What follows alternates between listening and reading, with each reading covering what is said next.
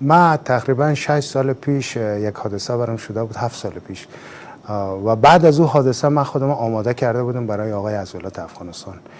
البته من اشکال بر از این نمیگیرم که چه چیزی باعث شد که مرا آقای عزالت انتخاب نکنن یا اعلام نکنن، ولی کسی را که آورده بودن در سطح من نبود. او را اول اعلان کردن ولی من دوم شدم. دوم اعلان کردن که من خیلی برام سخت تیر شد و حتی باعث شاک عصبی برام شد 3 بار، و حتی زمان که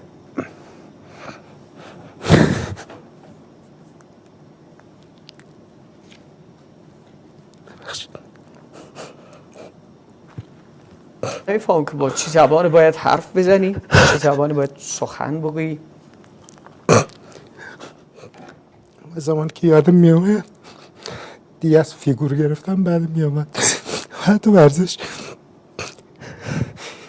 ولی امسال من گفتم باید این مقام بگیرم و باید یک رکورد به جا بذارم که در 2 کاتگوری و در یک مسابقه من تونستم اول شدم. ولی من بارمند هستم تا کنون 2 رکورد که آقای علیرضا اصحی بستن کسی نداره در تاریخ افغانستان، کسی نداره که همزمان 2 آقایی عضلات افغانستان را داشته باشه.